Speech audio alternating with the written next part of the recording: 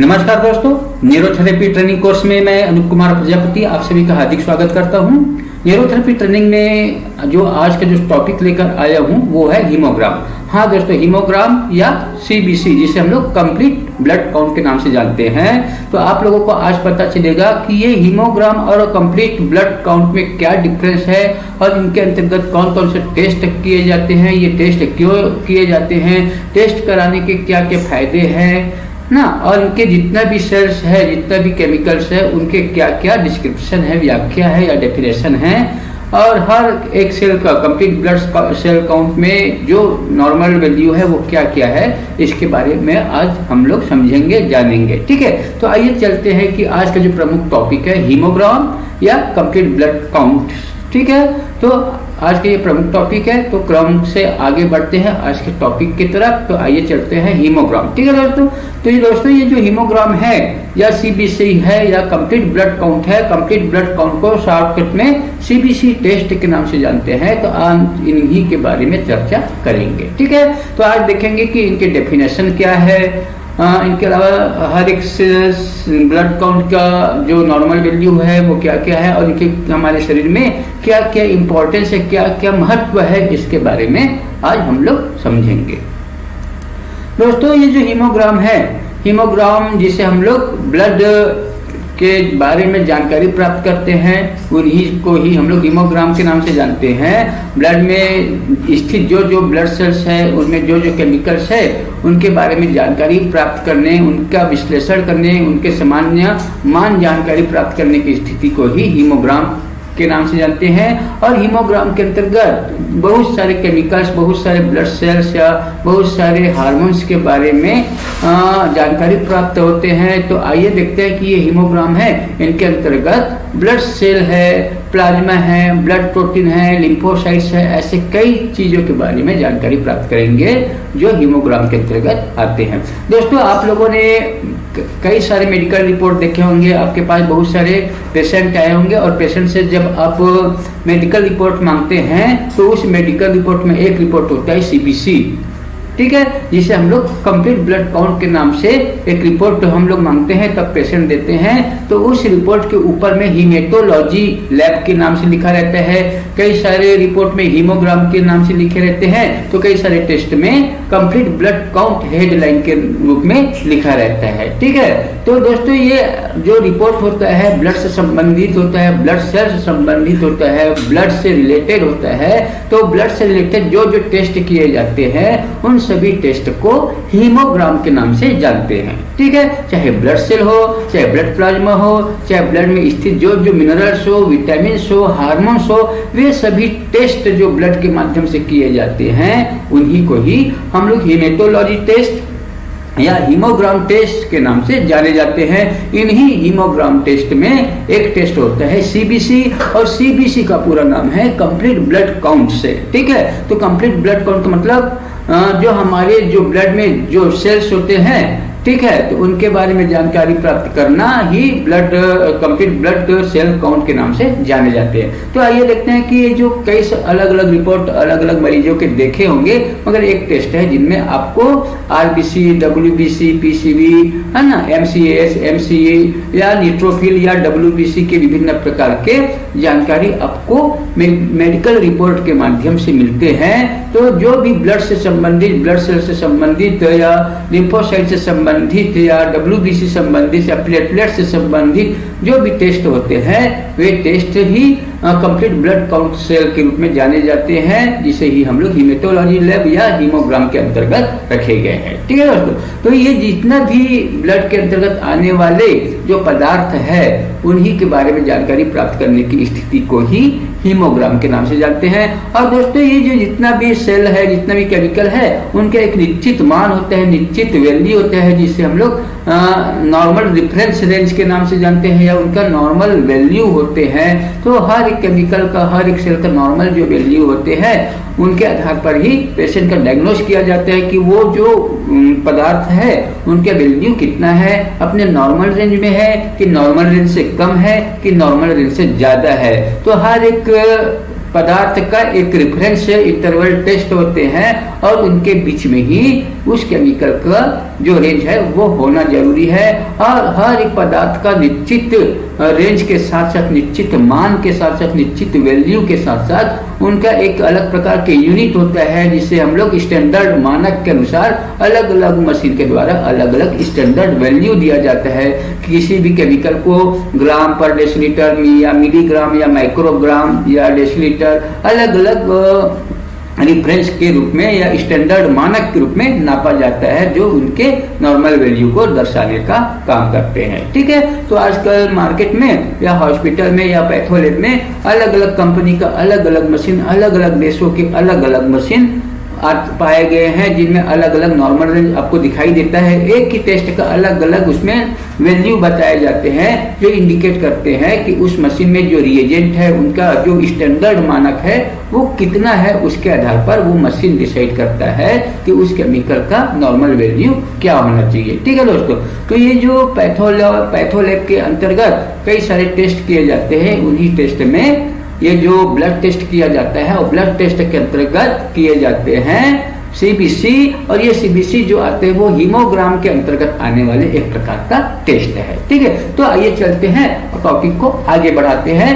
Haemogram, ठीक है दोस्तों, हीमोग्राम को समझने के पहले हम लोग समझेंगे कि हीमोग्राम जो है उसके पहले हीमेटोलॉजी को समझेंगे कि वास्तव में ये हीमेटोलॉजी क्या है। ठीक है, तो दोस्तों आपको अभी बताया गया था कि ये जो मेडिकल टेस्ट जो होते हैं, मेडिकल रिपोर्ट के रूप में आप इसको पहचानते हैं, और मेडिकल रिपोर्ट में अलग अलग नॉर्मल वैल्यू होते हैं, जिनका अलग अलग स्टैंडर्ड मानक होते हैं। ठीक है, चाहे इसमें सीबीसी टेस्ट हो, चाहे लिवर फंक्शन टेस्ट हो, चाहे रीनल फंक्शन टेस्ट हो, चाहे थायराइड फंक्शन टेस्ट हो, ये सभी टेस्ट ब्लड के रूप में लिए जाते हैं। ब्लड में जो निर्धारित जो हार्मोन्स है, निर्धारित सेल्स है, उनका मान निकाला जाता है, जो हीमोग्राम के अंतर्गत ही आता है। ठीक है, तो ये अलग अलग रिपोर्ट आपको दिखाई दे रहे हैं। ठीक है, जो हीमोग्राम के अंतर्गत ही आते हैं, जो ब्लड के रूप में अलग अलग उनमें उपस्थित केमिकल्स या सेल्स का निर्धारण किया जाता है, नॉर्मल वैल्यू निकाला जाता है बीमारी के पहचान करने के लिए।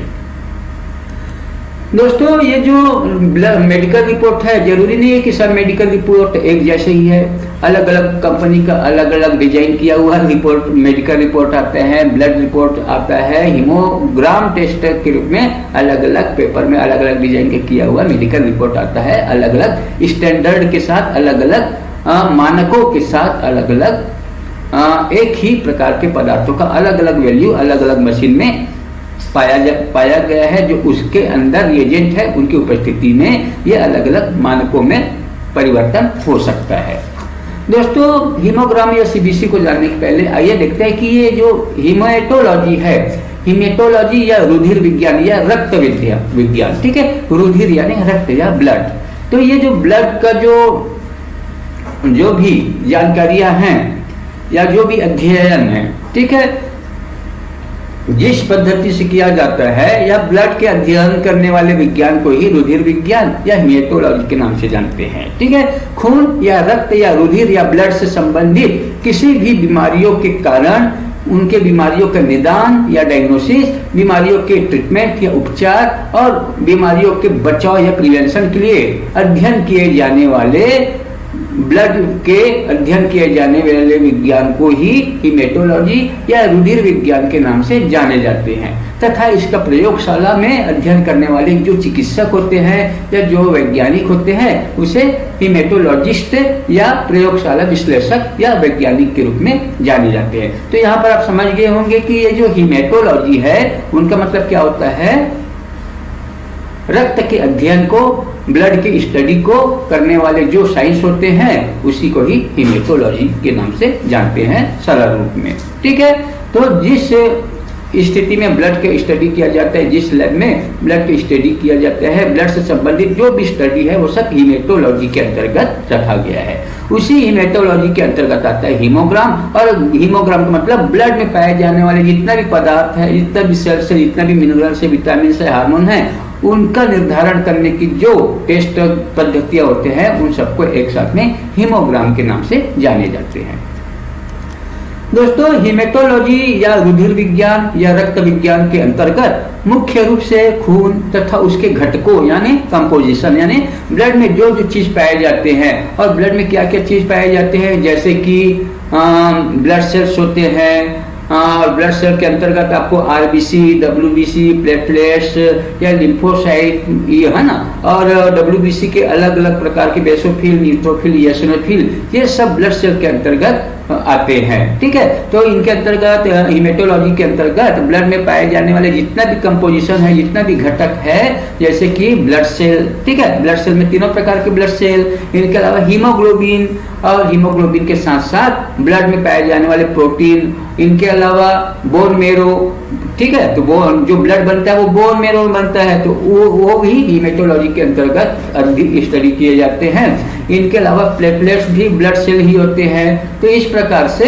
हीमेटोलॉजी के अंतर्गत blood vessel, haemoglobin, blood protein, blood cell, bone marrow, platelet आदि का स्टडी किए जाते हैं। ठीक है, तो इनके अंतर्गत जो जो जानकारी है तो ये सब हीमेटोलॉजी के अंतर्गत रखा जाता है। ब्लड और ब्लड वेसल से संबंधित जानकारी या स्टडी को ही हीमेटोलॉजी के नाम से जाने जाते हैं।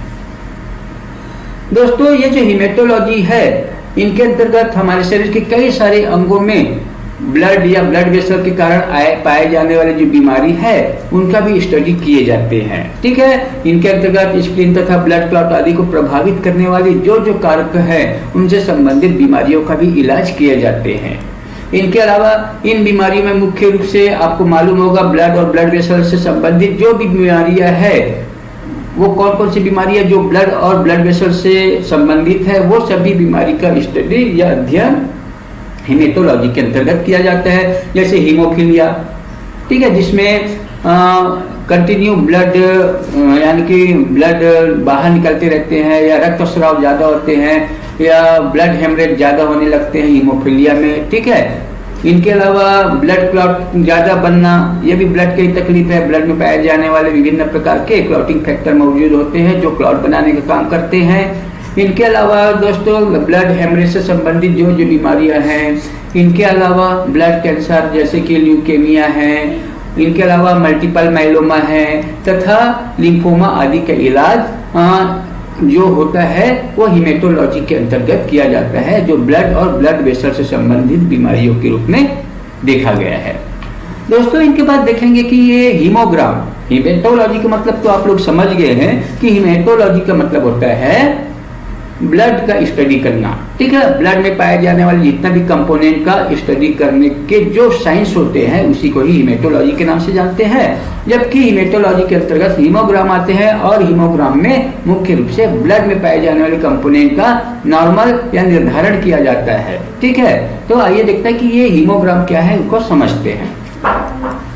दोस्तों हीमोग्राम को पूर्ण रक्त गणना या कंप्लीट ब्लड काउंट या पूर्ण हीमोग्राम परीक्षण या कंप्लीट हीमोग्राम टेस्ट के रूप में भी जाना जाता है। तो दोस्तों हीमोग्राम को किस नाम से जानते हैं, सीबीसी के रूप में या कंप्लीट ब्लड काउंट के रूप में या कंप्लीट हीमोग्राम टेस्ट के रूप में हीमोग्राम को जाना जाता है। ये रक्त के नमूने यानी ब्लड सैंपल पर किए गए परीक्षण यानी टेस्ट का एक ग्रुप होता है, एक समूह होता है। जो ब्लड होता है ना, जैसे किसी भी पेशेंट का जब ब्लड निकालते हैं ना और उस ब्लड में से जो जो टेस्ट किया जाता है वो सभी परीक्षण हीमोग्राम के अंतर्गत या सीबीसी के अंतर्गत किया जाता है।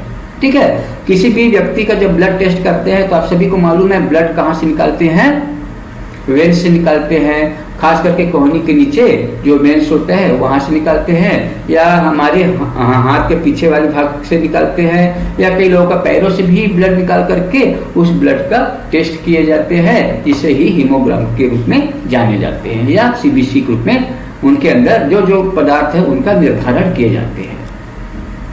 हीमोग्राम जो होता है व्यापक स्क्रीनिंग पैनल के रूप में काम करता है, जो शरीर में किसी भी बीमारी और संक्रमण की उपस्थिति की जांच करता है।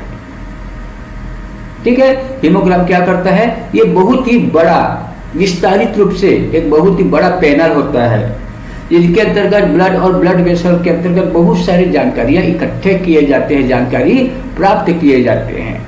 ठीक है, उस ब्लड में जो भी इंफेक्शन होगा, ब्लड सेल के बनावट में चेंजेस होगा, रंग रूप आकार में परिवर्तन होगा, ये सब जानकारियां हीमोग्राम के अंतर्गत पता लगाए जाते हैं।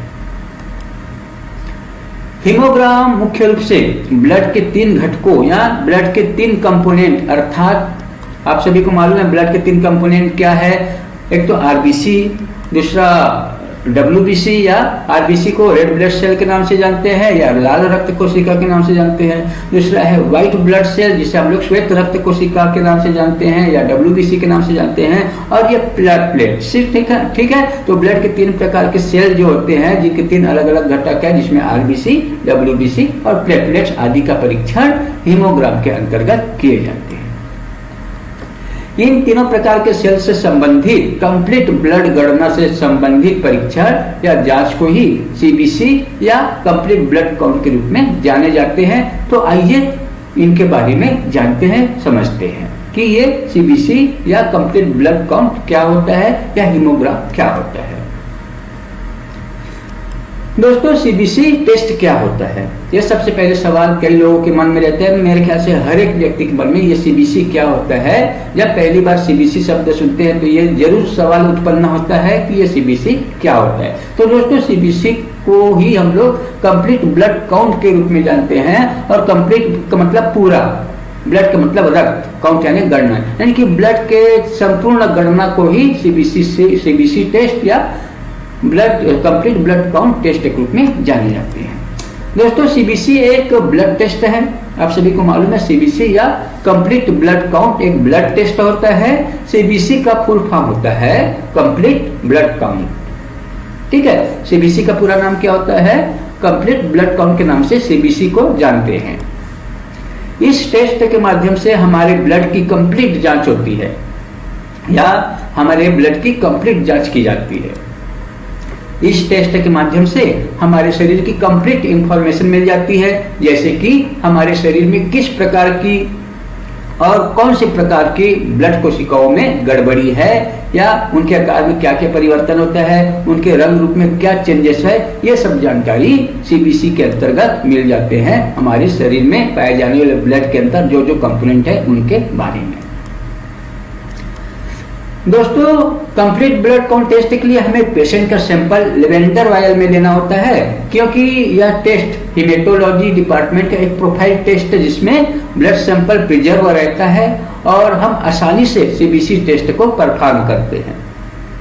आजकल सीबीसी टेस्ट एक कॉमन टेस्ट माना जाता है, बहुत ही सामान्य टेस्ट माना जाता है। अगर किसी भी कोई भी व्यक्ति को अगर कुछ प्रॉब्लम है तो सबसे पहले सीबीसी टेस्ट कराते हैं, फिर उसके बाद जो भी एडवांस टेस्ट है वो फिर रिफर किए जाते हैं। तो सीबीसी एक बहुत ही कॉमन टेस्ट के रूप में जाने जाते हैं, क्योंकि ये टेस्ट लगभग प्रत्येक मरीजों को लिखा जाता है और ये टेस्ट विश्व भर में सबसे ज्यादा किया जाता है। सबसे अधिक लोगों में, सबसे अधिक मरीजों में किए जाने वाले टेस्ट में जो नाम है वो है सीबीसी टेस्ट, ठीक है। तो सीबीसी टेस्ट में कई प्रकार के जांच किया जाता है, ठीक है। सीबीसी टेस्ट में क्या किया जाता है, कई प्रकार के जांच किया जाता है और ये जांच क्या क्या हो सकता है, आइए जानते हैं। तो दोस्तों, सीबीसी टेस्ट में कौन कौन से टेस्ट होते हैं, कंप्लीट ब्लड काउंट के अंतर्गत कौन कौन से टेस्ट होते हैं, आइए इनके बारे में समझते हैं, जानते हैं।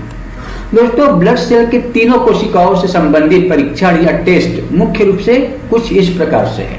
तो दोस्तों, सीबीसी का मतलब आपको तो मालूम पड़ गया है कि कंप्लीट ब्लड काउंट, कंप्लीट यानी पूरा ब्लड में जितना भी गणना है वो पूरा रूप से किया जाता है, चाहे ब्लड सेल हो चाहे ब्लड प्रोटीन है, इन सब का टेस्ट ही सीबीसी टेस्ट के अंतर्गत आता है, ठीक है। तो आइए देखते हैं कि ब्लड सेल के तीनों कोशिकाओं से संबंधित जो टेस्ट या जो परीक्षण होता है वो कौन कौन से होता है। तो सबसे पहले आरबीसी काउंट, ठीक है। तो red blood cell count CBC के अंतर्गत किए जाते हैं, जिसे हम लोग कुल लाल रक्त गणना या आरबीसी काउंट के नाम से जानते हैं। इसके बाद है डिफरेंशियल ल्यूकोसाइट काउंट या डीएलसी के नाम से जानते हैं, यह भी टेस्ट के अंतर्गत रखा गया है। और आप सभी को मालूम होगा कि डिफरेंशियल ल्यूकोसाइट काउंट में 2 प्रकार के सेल्स होते हैं, एक होता है ग्रेन्युलोसाइट और दूसरा होता है ग्रेन्युलोसाइट, ठीक है। तो ग्रेन्युलोसाइट में ग्रेन्यूल पाए जाते हैं और ग्रेन्युलोसाइट में ग्रेन्यूल नहीं पाए जाते। तो आपको मालूम है कि आपको जब ब्लड पढ़ाया गया था तो ब्लड सेल के अंतर्गत WBC सेल आते हैं और WBC के दो पार्ट होते हैं, ग्रेन्युलोसाइट और एग्रेन्युलोसाइट। और ग्रेन्युलोसाइट में ग्रेन्यूल पाए जाने वाले सेल्स होते हैं और एग्रेन्युलोसाइट में ग्रेन्यूल नहीं पाए जाते। और ये जो ग्रेन्युलोसाइट है इनके अंतर्गत कौन कौन से आते हैं, बेसोफिल, एसिनोफिल और न्यूट्रोफिल। इनमें इन तीनों प्रकार के जो सेल्स है उनमें ग्रेन्यूल पाए जाते हैं, इसलिए इनको ग्रेन्युलोसाइट के अंतर्गत रखा गया है। जबकि एक ग्रेन्युलोसाइट में ग्रेन्यूल नहीं पाए जाते, इसलिए इनके अंतर्गत लिम्फोसाइट और मोनोसाइट होते हैं। ठीक है, तो इस प्रकार से डिफरेंशियल ल्यूकोसाइट काउंट किए जाते हैं ग्रेन्युलोसाइट और एग्रेन्युलोसाइट ग्रुप में। ठीक है, इसके बाद सीबीसी टेस्ट के अंतर्गत आता है TLC।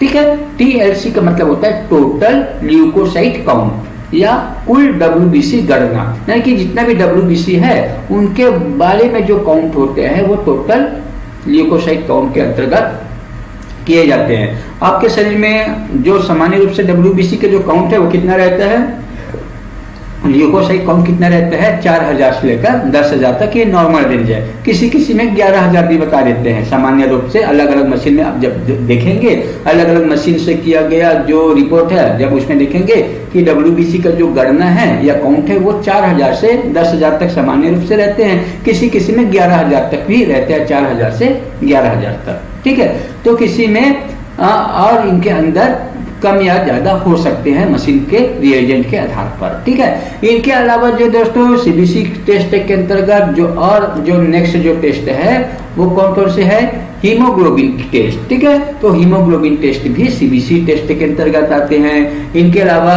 पैक्ड सेल वॉल्यूम जिसे हम लोग PCV या हीमेटोक्रिट के नाम से जानते हैं, ये भी टेस्ट सीबीसी के अंतर्गत आते हैं। इनके अलावा MCV या मीन सेल वॉल्यूम, ठीक है, या मीन कॉर्पस्कल वॉल्यूम के नाम से जाने जाते हैं MCV को। तो ये क्या होता है, ये जितना भी जो आप सेल देख रहे हैं ना, इनके पूरी डिटेल हम लोग आगे समझेंगे, मगर अभी समझ रहे हैं कि सीबीसी के अंतर्गत कौन कौन सा टेस्ट आते हैं, इनके बारे में एक सामान्य जानकारी ले रहे हैं। फिर इनके बारे में देखेंगे कि वास्तव में क्या है। तो दोस्तों सीबीसी टेस्ट के अंतर्गत RBC, WBC, प्लेटलेट, हीमोग्लोबिन, ठीक है, इनके बाद डिफरेंशियल ल्यूकोसाइट काउंट ये भी हो गया। इनके बाद पैक्ड सेल वॉल्यूम हो गया, फिर MCV हो गया। MCV के बाद जो नेक्स्ट टेस्ट है वो है MCH या मीन सेल हीमोग्लोबिन या मीन कॉर्पस्कल हीमोग्लोबिन, जिसे हम लोग MCH के नाम से जानते हैं। ये टेस्ट आते हैं सीबीसी के अंतर्गत। और सीबीसी के अंतर्गत नेक्स्ट जो टेस्ट है वो है MCHC या मीन सेल हीमोग्लोबिन एकाग्रता। ठीक है, ये आता है। ठीक है, इनके बाद जो नेक्स्ट टेस्ट है प्लेटलेट, आपको बता चुके हैं कि प्लेटलेट काउंट भी आपके सीबीसी टेस्ट के अंतर्गत आते हैं। इनके बाद जो अगला टेस्ट है वो टेस्ट है सीबीसी के अंतर्गत RDWHD। ठीक है, RDWHD जिसे हम लोग RBC विकिरण चौड़ाई मानक विचलन के नाम से जानते हैं हिंदी में। और हिंदी बहुत भयानक कठिन शब्द है, तो प्लीज आप लोग यहाँ पर जो सरल लगे उसी भाषा में आप जवाब देना, मगर पेशेंट को भी समझ में आना चाहिए। RDWHD ये है। ठीक है, R का मतलब रेड ब्लड सेल, D का मतलब वितरण, मतलब उनका जो डिस्ट्रीब्यूशन। ठीक है, तो red blood cell distribution width यानी चौड़ाई, यानी कि चौड़ा। ठीक है, तो जो RBC यानी कि RBC जो सेल का जो विस्तार जो होता है ना, वो कितना दूर तक है, कितना चौड़ाई में है, इनके बारे में जो जानकारी प्राप्त करना है वो RDWHD के अंतर्गत किया जाता है। इनके बाद जो नेक्स्ट टेस्ट है न्यूट्रोफिल। ठीक है, ये जो न्यूट्रोफिल जो होता है ना, डिफरेंशियल WBC काउंट के अंतर्गत आते हैं। तो इनके अंतर्गत न्यूट्रोफिल है, लिम्फोसाइट है, मोनोसाइट है, इनके बाद एसिनोफिल है, फिर बेसोफिल है। ये जो टेस्ट है सब इनके अंतर्गत आता है, डिफरेंशियल ल्यूकोसाइट काउंट के अंतर्गत आता ही है। इनके बाद दोस्तों जो नेक्स्ट टेस्ट है वो सीबीसी के अंतर्गत वो है PCV। ठीक है, तो PCV जिसे हम लोग पैक्ड सेल वॉल्यूम के नाम से जानते हैं। फिर इनके बाद PS या PH जिसे हम लोग पेरिस्फेयर स्मीयर के नाम से जानते हैं। पेरिफेरल स्मीयर टेस्ट के रूप में सीबीसी टेस्ट किया जाता है। सीबीसी के अंतर्गत जो नेक्स्ट टेस्ट जो होता है RDWCV, पहले HD देखे थे और यह CV का पूरा नाम है। RDWCV का पूरा नाम RBC वितरण चौड़ाई भिन्नता का गुणांक, ठीक है। तो ये हम लोग देखेंगे सीबीसी टेस्ट के अंतर्गत। फिर इनके अलावा सीबीसी टेस्ट के अंतर्गत किया जाता है वो है PDW, ठीक है। PDW का पूरा नाम क्या है? प्लेटलेट डिस्ट्रीब्यूशन विड्थ, जिसे हम लोग प्लेटलेट वितरण चौड़ाई के नाम से जानते हैं, ठीक है। प्लेटलेट डिस्ट्रीब्यूशन विड्थ, ठीक है। तो जो प्लेटलेट्स का जितना भी ब्लड में प्लेटलेट्स की जितना भी डिस्ट्रीब्यूशन है, जितना भी विस्तार है, उनके बारे में जानकारी प्राप्त करना है। इनके बाद MPW, ठीक है। MPW नहीं, MPV, और MPV का पूरा नाम है मीन प्लेटलेट वॉल्यूम, इनके बारे में जानकारी प्राप्त करेंगे। और देखेंगे PLCR, और PLCR का पूरा नाम है प्लेटलेट बड़े सेल अनुपात, लार्ज सेल रेशो, ठीक है। प्लेटलेट लार्ज सेल रेशो के बारे में जानकारी सीबीसी टेस्ट के अंतर्गत किए जाते हैं। इनके अलावा PCT टेस्ट भी सीबीसी टेस्ट के अंतर्गत किया जाता है, और PCT का पूरा नाम है प्लेटलेट क्रीट, ठीक है। फिर इसके बाद एब्सोल्यूट न्यूट्रोफिल काउंट, यानी कि निरपेक्ष न्यूट्रोफिल गणना। फिर इनके बाद देखेंगे कि एब्सोल्यूट लिम्फोसाइट काउंट, यानी कि निरपेक्ष लिम्फोसाइट गणना। इनके बाद देखेंगे एब्सोल्यूट मोनोसाइट काउंट, यानी कि निरपेक्ष मोनोसाइट गणना, ये साधारण हिंदी नाम है। इनके बाद देखेंगे कि एब्सोल्यूट इयोसिनोफिल काउंट, ये भी सीबीसी टेस्ट के अंतर्गत पाए जाने वाले एक प्रकार के टेस्ट हैं। और इनके बाद देखेंगे एब्सोल्यूट बेसोफिल काउंट, जिसे हम लोग एब्सोल्यूट बेसोफिल काउंट, और लास्ट में देखेंगे ESR, यानी कि एरिथ्रोसाइट अवसादन दर, यानी कि erythrocyte, E for erythrocyte, S for sedimentation और R फॉर रेट, ठीक है।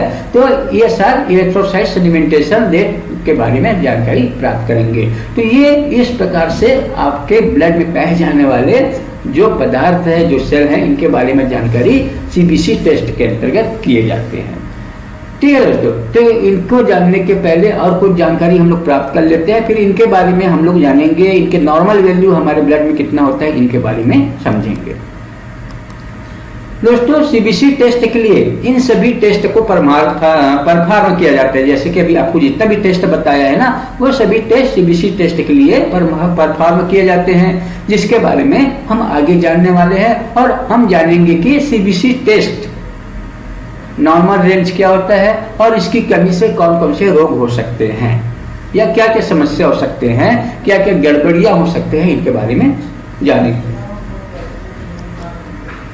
सीबीसी टेस्ट या हीमोग्राम परीक्षण का मुख्य लाभ यह है कि ये रक्त प्रवाह या ब्लड सर्कुलेशन में मौजूद थोड़ी सी भी असामान्यता या एबनॉर्मलिटी का पता लगाता है और चिकित्सा कारणों के बारे में महत्वपूर्ण जानकारी प्रदान करता है, ठीक है दोस्तों। सीबीसी टेस्ट क्यों करवाया जाता है, ये भी एक सामान्य सवाल होता है ज्यादातर लोगों के मन में। तो आइए इनको समझते हैं कि सीबीसी टेस्ट क्यों करवाया जाता है। सीबीसी अर्थात कंप्लीट ब्लड काउंट, नाम से ही पता चलता है कि इसमें ब्लड की कंप्लीट सेल्स की जांच की जाती है, जिससे पता चलता है या पता लगाया जाता है कि हमारे शरीर में किस सेल की कमी है और नॉर्मली क्या है। इस बारे में जानकारी सीबीसी टेस्ट में पता चलता है ब्लड के अंतर्गत पाए जाने वाले सेल्स के बारे में। हमारे शरीर में सेल्स ज्यादा या कम तो नहीं है, इन सभी पहलुओं को जानने के लिए डॉक्टर सीबीसी टेस्ट लिखते हैं, ताकि उसे दवाई देने और बीमारी को पहचानने में आसानी हो, सुविधा हो। कोई भी पेशेंट जब डॉक्टर के पास जाते हैं तो डॉक्टर तो डायग्नोस करते हैं, मगर जो शंका रहता है शरीर के अंदर बीमारी होने का, तो उनके वास्तविक जानकारी को प्राप्त करने के लिए ये टेस्ट कॉमन रूप से कराए जाते हैं। एक टेस्ट के रूप में सीबीसी टेस्ट होते हैं। इनके अलावा कई और सारे टेस्ट बीमारी की स्थिति के अनुसार रोगी के ब्लड से टेस्ट करवाया जाता है। किन किन रोगों में सीबीसी टेस्ट करवाया जाता है और कब करवाया जाता है, यह भी एक सामान्य सवाल होता है कि सीबीसी टेस्ट कौन कौन से बीमारी में कराया जाता है और ये कब कराया जाता है। तो ये बहुत ही कठिन सवाल भी है और सामान्यतः हर किसी को जानना भी जरूरी है कि ये जो सीबीसी टेस्ट है वो क्यों करवाया जाता है, ठीक है, और कब कब करवाया जाता है, किन किन रोगों में करवाया जाता है। तो दोस्तों सीबीसी टेस्ट कई प्रकार के रोगों की जांच के लिए करवाया जाता है। आज के समय में सीबीसी टेस्ट लगभग सभी तरह के पेशेंट को सबसे पहले लिखा जाता है। ऐसे कई सारे रोग हैं जिसमें सीबीसी टेस्ट लिखा जाता है, जैसे कि सर्दी बुखार लगना, कमजोरी महसूस होना, भूख कम लगना, ठीक है, चक्कर आना, आंखों के सामने अंधेरा छा जाना या आंखों से धुंधला दिखाई देना, है ना, इस्नोफिलिया या एनीमिया, ऐसे कई सारे बीमारी है। पॉलीसाइथेमिया, ठीक है, पॉलीसाइथेमिया में हीमोग्लोबिन बहुत ज्यादा हो जाते हैं, ठीक है। इनके अलावा कई प्रकार के कैंसर्स है, लोहा या विटामिन या खनिज पदार्थ की कमी या ज्यादा होने की स्थिति में सीबीसी टेस्ट कराया जाता है। इनके अलावा ब्लड हेमरेज, अगर ब्लड ज्यादा रिस्क करके बाहर निकल गया हो शरीर से, तो ऐसे बीमारियों को पता करने के लिए सीबीसी टेस्ट कराया जाता है। इनके अलावा हार्ट के प्रॉब्लम के लिए सीबीसी टेस्ट होता है। ऑटो इम्यून डिजीज, जिसमें हमारे शरीर में इम्यून सेल ज्यादा काम करता है, यानी कि स्वतः प्रतिरक्षा विकार, यानी कि हमारे शरीर में इम्यून सेल ज्यादा काम करने से जो बीमारी आते हैं जिसे ऑटो इम्यून डिजीज के नाम से जानते हैं, तो ऐसे प्रॉब्लम को जानने के लिए सीबीसी टेस्ट किया जाता है। बोन मैरो से संबंधित प्रॉब्लम को जानने के लिए सीबीसी टेस्ट कराए जाते हैं। कैंसर से संबंधित प्रॉब्लम के लिए सीबीसी टेस्ट होता है। इन्फेक्शन से संबंधित, इन्फ्लामेशन से संबंधित प्रॉब्लम को जानने के लिए सीबीसी टेस्ट कराए जाते हैं। और कोई भी साइड इफेक्ट अगर शरीर में आया हो, चाहे मेडिसिन साइड इफेक्ट हो, चाहे कोई भी एलर्जी की वजह से साइड इफेक्ट हो, खाने की वजह से जो साइड इफेक्ट हो, या किसी भी प्रकार के साइड इफेक्ट शरीर में है, तो एलर्जी के कंडीशन शरीर में आ गया हो, तो इनके जानकारी के लिए सीबीसी टेस्ट लिखा जाता है, प्रिपेयर किया जाता है। और भी कई प्रकार के लक्षण और लोगों के लिए सीबीसी टेस्ट लिखा जाता है, ठीक है। सीबीसी टेस्ट बहुत ही कॉमन टेस्ट होता है, जो सामान्य रूप से छोटे बड़े बीमारियों में सबसे पहले किया जाने वाले एक सामान्य टेस्ट होता है। सीबीसी टेस्ट करवाने से पहले क्या ध्यान रखना चाहिए? जैसे किसी भी रोगी को डॉक्टर ने तो बोल दिया सीबीसी टेस्ट करवाना है, तब उस स्थिति में डॉक्टर पेशेंट को कुछ एडवाइस देते हैं, कुछ सावधानियां बरतने के लिए बोलते हैं, कुछ उनको सूचनाएं देते हैं कि उनको क्या करना, क्या ध्यान देना है। तो ये समझते हैं कि सीबीसी टेस्ट करवाने से पहले रोगी को या व्यक्तियों को क्या ध्यान रखना जरूरी है। दोस्तों, सीबीसी टेस्ट करवाने से पहले किसी खास बातों का ध्यान रखना जरूरी नहीं है। पहली बात तो ये बहुत ही सामान्य टेस्ट है। हाँ, कोई व्यक्ति मानसिक रूप से क्या ज्यादा सोचना चालू कर देते हैं, वो डरने लगते हैं, दर्द के बारे में सोचने लगते हैं, खून ज्यादा निकाल लेगा तो चक्कर तो नहीं आएगा, कई लोग को चक्कर भी आ सकता है। ये अलग है, मानसिक प्रॉब्लम तो हो सकता है, मगर ये बहुत ही सामान्य प्रॉब्लम्स है जिसमें रोगी के या व्यक्ति के शरीर से 2 से लेकर 5 ml ब्लड निकाल लिया जाता है। तो उस दौरान जब रोगी अगर इस कंडीशन को देखते हैं तो कई बार वो डर के मारे कांपना भी चालू कर देते हैं, बीपी लो भी हो सकता है, चक्कर आकर के गिर भी सकता है। तो ये सामान्य बातें हैं जिसका ध्यान रखना जरूरी है, ठीक है। हाँ, अगर आपको डॉक्टर सीबीसी टेस्ट के साथ अन्य टेस्ट भी लिखते हैं, जैसे डायबिटीज या फास्टिंग शुगर का टेस्ट, तो इसके लिए आपको फास्टिंग रखना होता है। लेकिन सीबीसी के लिए ऐसी कोई भी बात जरूरी नहीं है, ठीक है। तो ध्यान रखना, तो आपको डॉक्टर पहले ही बता देंगे कि आपको जो टेस्ट कराना है उस टेस्ट के पहले आपको क्या करना है। बाकी मानसिक प्रॉब्लम तो होना ही है, जैसे कि अभी आपको बताया है। दोस्तों, सीबीसी टेस्ट करवाने के फायदे, अगर किसी भी व्यक्ति को चलो कोई बीमारी नहीं है, कोई भी प्रॉब्लम नहीं है, कोई भी गड़बड़ी शरीर में नहीं है, फिर भी वो चाहे कि मुझे अपने शरीर में जो ब्लड है, ब्लड में क्या क्या सेल्स है, उनकी स्थिति क्या है, अगर जानना है। कई लोग अपने हीमोग्लोबिन टेस्ट सामान्य रूप से कराते रहते हैं, बीमारी नहीं है तो भी सामान्य रूप से हीमोग्लोबिन टेस्ट कराते हैं, आरबीसी की जानकारी प्राप्त करते हैं, डब्ल्यूबीसी की जानकारी प्राप्त करते हैं। तो ये एक एक न करके वो पूरे सीबीसी टेस्ट करा लेते हैं, ताकि पूरे ब्लड में जो सेल है उनके वास्तविक स्थिति का पता उनको चल सके, ठीक है। तो सीबीसी टेस्ट करवाने से क्या क्या फायदे होते हैं, तो ये देखते हैं, समझते हैं कि क्या क्या फायदे हो सकते हैं। दोस्तों, सीबीसी टेस्ट करवाने के कई सारे फायदे हैं। नॉर्मली आपको कम से कम 6 महीने या साल भर में एक बार आपको सीबीसी टेस्ट का रूटीन चेकअप करा लेना चाहिए। जिससे आपको आपके शरीर में क्या क्या हो रहा है और कौन सी सेल की मात्रा कितनी है इसका सही सही अंदाजा आपको लग जाएगा, या ब्लड सेल के बारे में जानकारी आपको मालूम पड़ जाएगा। इसलिए आपको साल में 1.5 साल में जब भी लगता है आप एक बार रूटीन चेकअप करा लो तो ज्यादा बेहतर। इससे अगर समय रहते अगर पता लग जाए तो बड़े प्रॉब्लम होने से बचाया जा सकता है शरीर को। अगर शरीर बिगड़ जाए बाद में टेस्ट करेंगे तो प्रॉब्लम आपको ही होना है। तो रूटीन चेकअप कराने से बीमारी को बढ़ने से रोकने का स्थिति आपको समझ में आ जाएगा। ठीक है, इसलिए रूटीन चेकअप कम से कम साल में एक बार कर ही लेना चाहिए। सीबीसी टेस्ट के द्वारा कई प्रकार की जानकारियां हमें मिलती है, जैसे कि आपके शरीर में कितनी मात्रा में ब्लड है और आपके शरीर में डब्ल्यूबीसी की मात्रा या आरबीसी की मात्रा कितनी है, यह जानकारी सीबीसी टेस्ट के द्वारा पता चल जाता है, जो कि आपके शरीर को इम्यून सिस्टम में बनाए रखने में भूमिका निभाता है। कौन? डब्ल्यूबीसी क्या करता है? शरीर में इम्यून सिस्टम को बनाए रखने में भूमिका निभाता है और बीमारियों से लड़ने में मदद करता है। साथ ही प्लेटलेट्स की संख्या कितनी है और हीमोग्लोबिन कितना है, ब्लड सेल के रंग रूप आकार के बारे में जानने में मदद मिलता है सीबीसी के द्वारा। अगर पता चला आपके शरीर में प्लेटलेट बहुत कम है और आप सीबीसी टेस्ट नहीं कराए हो तो कैसे पता चलेगा कि प्लेटलेट कितना है? अगर आपने साल में चलो एक बार टेस्ट करा लिया और उस टेस्ट में प्लेटलेट्स बहुत ही कम है तो आपको समझ जाना चाहिए कि आपको आने वाले दिनों में ये और तकलीफें हो सकते हैं। तो उनके बचाव के लिए आपने प्लेटलेट्स की तरफ ध्यान देना है। और अच्छा हुआ कि आपने टेस्ट कराया और प्लेटलेट्स के बारे में पता चल गया या हीमोग्लोबिन के बारे में पता चल गया। अगर नहीं कराए रहते तो बीमारी धीरे धीरे डेवलप होता जाता, विकसित होता जाता और बाद में कोई बड़ा बीमारी रूप में आपके शरीर को गड़बड़ी पैदा करता रहता। ठीक है, तो इसलिए रूटीन चेकअप करा लेना ज्यादा बेटर है। कोशिकाओं में आए जो भी परिवर्तन है या कोशिकाओं में आए परिवर्तन के कारण एलर्जी आदि के बारे में जानकारी प्राप्त हो जाते हैं सीबीसी के द्वारा, तथा अन्य प्रकार की जानकारियां सीबीसी टेस्ट के माध्यम से मिलती है। ठीक है, तो दोस्तों इनके बाद देखेंगे कि अगला जो सवाल जो रहता है सीबीसी के बारे में ज्यादातर लोगों के मन में वो क्या है। दोस्तों सीबीसी टेस्ट या हीमोग्राम परीक्षण की पूरी तैयारियां,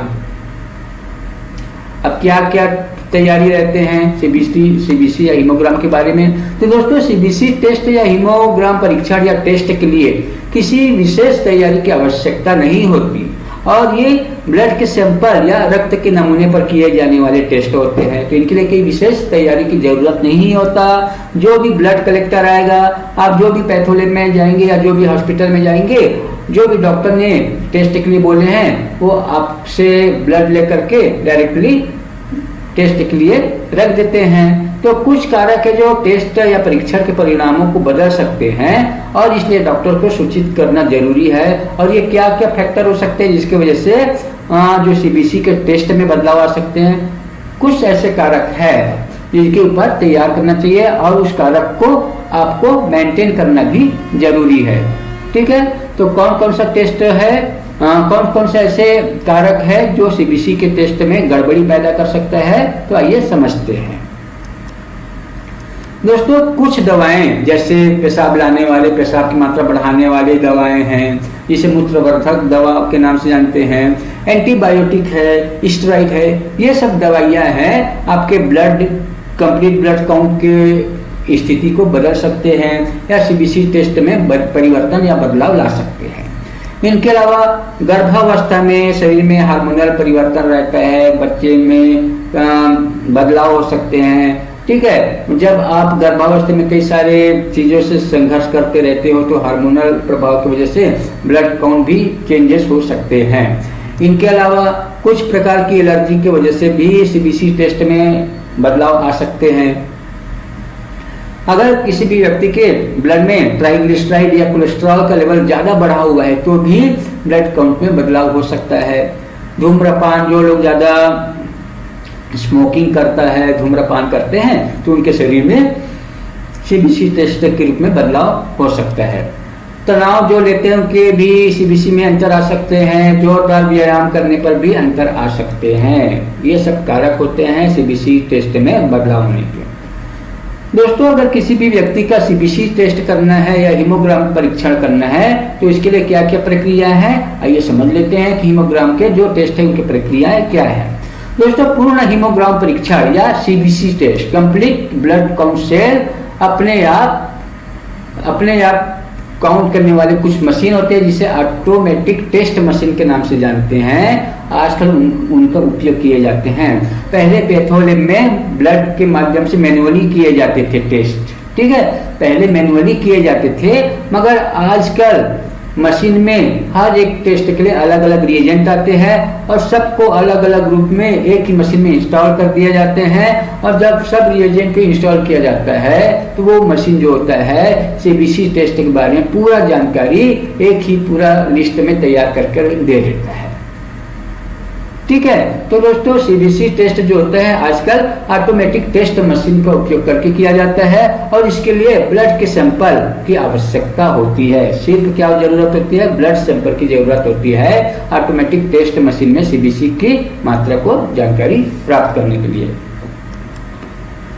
हीमोग्राम या सीबीसी या कंप्लीट ब्लड काउंट का सामान्य मान क्या है, ये बहुत ही महत्वपूर्ण सवाल है और इसी के बारे में हम लोग मेडिकल रिपोर्ट में देखते हैं कि जो सीबीसी टेस्ट है या जो हीमेटोलॉजी लैब में जो टेस्ट किया गया है या जो हीमोग्राम है तो उनका नॉर्मल वैल्यू क्या है, नॉर्मल रेंज क्या है, किसी भी पदार्थ का नॉर्मल रेंज या नॉर्मल वैल्यू या सामान्य मान को जानने के लिए ही हम लोग सीबीसी टेस्ट या हीमोग्राम टेस्ट या ब्लड टेस्ट कराए जाते हैं, ताकि उस नॉर्मल वैल्यू के माध्यम से ही किसी भी बीमारी के कम या ज्यादा होने की संभावनाओं को पता लगाया जा सके, ठीक है। तो आइए समझते हैं कि हीमोग्राम या सीबीसी या कंप्लीट ब्लड काउंट का सामान्य मान क्या है। दोस्तों, हीमोग्राम परीक्षण में व्यापक संख्या में परीक्षण शामिल होते हैं, एक ही बार में कई सारे टेस्ट हो जाता है और सभी परीक्षण या टेस्ट के सामान्य मूल्य कुछ इस प्रकार से हो सकता है। क्योंकि ये जो टेस्ट जो हो रहे हैं आजकल ऑटोमेटिक टेस्ट मशीन के द्वारा किया जा रहा है, इसलिए एक ही साथ में बहुत सारे टेस्ट आपको तुरंत ही पता चल जाता है कुछ ही मिनटों में, ठीक है। तो ब्लड टेस्ट करने के लिए आपको क्या जरूरत है, रोगी या व्यक्ति का ब्लड सैंपल चाहिए और उनमें प्रोसेसिंग करके उनको मशीन में डाल दिया जाता है और उसमें जो उचित जो रिएजेंट है वो क्रिया करके उनको सीधा कंप्यूटराइज्ड लिस्टिंग तैयार करके आपको दे देता है, डिजिटल लिस्टिंग तैयार करके दे देता है, डिजिटल रिपोर्ट तैयार करके दे देता है, ठीक है। आजकल डिजिटल रिपोर्ट कोई भी मशीन में ऑटोमेटिक निकल जाता है।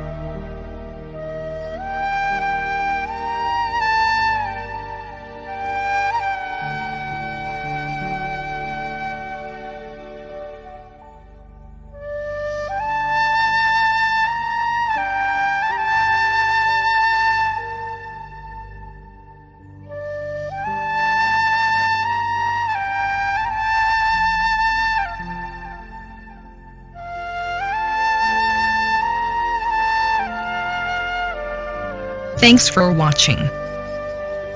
Please like and share this video. And don't forget to subscribe.